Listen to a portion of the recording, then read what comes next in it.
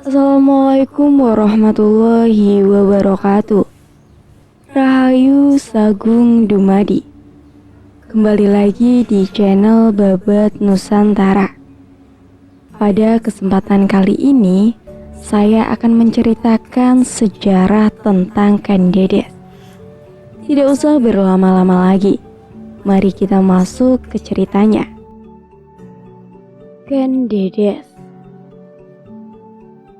Ken Dedes adalah nama permaisuri dari Ken Arok, pendiri kerajaan Tumampel, Singosari. Ia kemudian dianggap sebagai leluhur raja-raja yang berkuasa di Jawa. Nenek moyang Wongso Rojoso, Trah yang berkuasa di Singosari dan Majapahit. Tradisi lokal menyebutkan ia sebagai perempuan yang maharupa perwujudan kecantikan yang sempurna. Menurut para raton, Ken Dedes adalah putri dari Empu Purwa, seorang pendeta Buddha aliran Mahayana dari desa Panawijen. Pada suatu hari, Tunggul Amentung Akuwu Tumampel singgah di rumahnya. Tunggul Amentung jatuh hati padanya dan segera mempersunting gadis itu. Karena saat itu ayahnya sedang berada di hutan, Ken Dedes meminta Tunggul Amentung supaya sabar menunggu. Namun Tunggul Amentung tidak kuasa menahan diri. Ken Dedes pun dibawanya pulang dengan paksa ke Tumampel untuk dinikahi. Ketika Empu Purwa pulang ke rumah, ia marah mendapati putrinya telah diculik. Ia pun mengutuk, "Hai orang-orang melarikan anakku, semoga tidak mengenyam kenikmatan, matilah dia dibunuh dengan keris." Demikian juga orang-orang Panawijen, keringlah sumurnya, semoga tidak keluar air dari kolamnya. Tunggul Amentung memiliki pengawal kepercayaan bernama Ken Arok. Pada suatu hari, Tunggul Amentung dan Ken Dedes pergi bertamasya ke hutan Baboji. Ketika turun dari kereta, kain Ken Dedes tersingkap sehingga auratnya yang bersinar terlihat oleh Ken Arok. Ken Arok menyampaikan hal itu kepada gurunya yang bernama Loh Gawe, seorang pendeta dari India.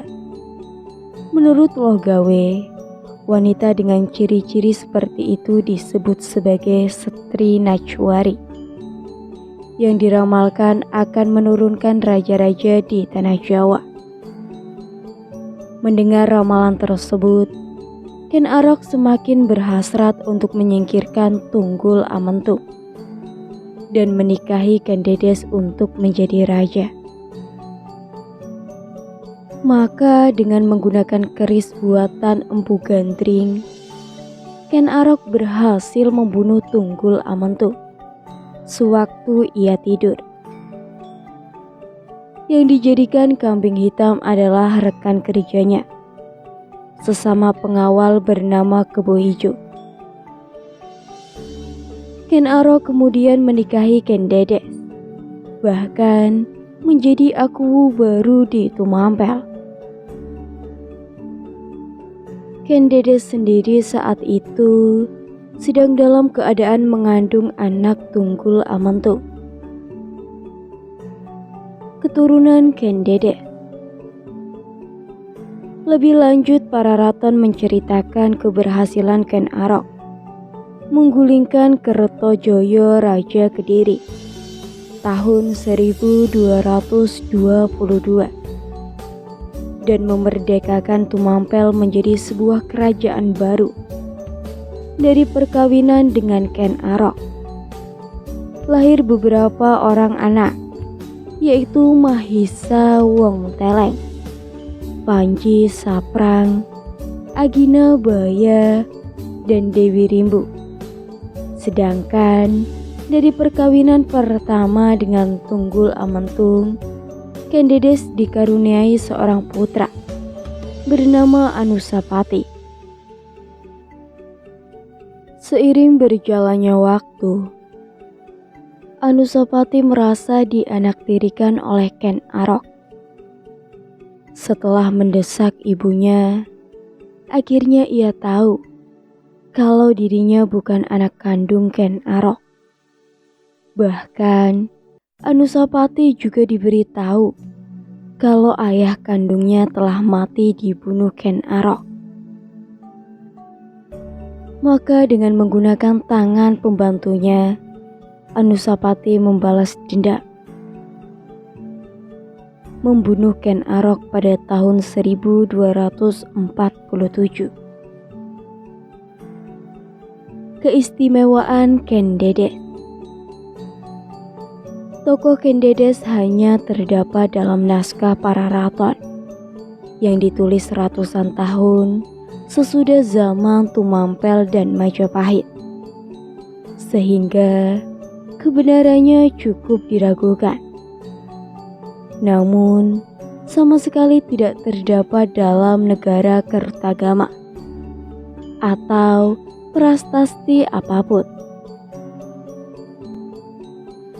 Mungkin pengarang Pararaton ingin menciptakan sosok leluhur Majapahit yang sangat istimewa, yaitu seorang wanita yang bersinar auratnya. Keistimewaan merupakan syarat mutlak yang didambakan masyarakat Jawa. Dalam diri seorang pemimpin atau leluhurnya, masyarakat Jawa percaya kalau raja adalah pilihan Tuhan. Ken Dedes sendiri merupakan leluhur raja-raja Majapahit versi Pararaton. Maka ia pun dikisahkan sejak awal sudah memiliki tanda-tanda sebagai wanita Naraweswari. Selain itu, dikatakan pula kalau ia sebagai seorang penganut Buddha yang telah menguasai ilmu karma amanda atau cara untuk melepas dari samsara. Dalam kisah kematian Ken Arok dapat diartikan kesimpulan kalau Ken Dedes merupakan saksi mata pembunuhan Tunggul Amentung. Anehnya, ia justru rela dinikahi oleh pembunuh suaminya itu. Hal ini membuktikan kalau antara Ken Dedes dan Ken Arok sesungguhnya saling mencintai, sehingga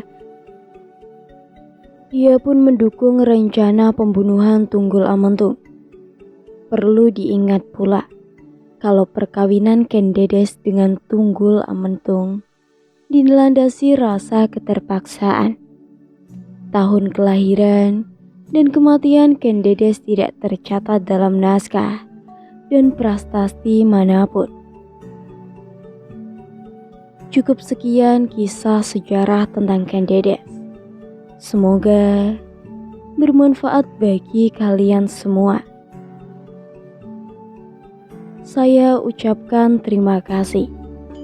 Rahayu, Rahayu, Rahayu.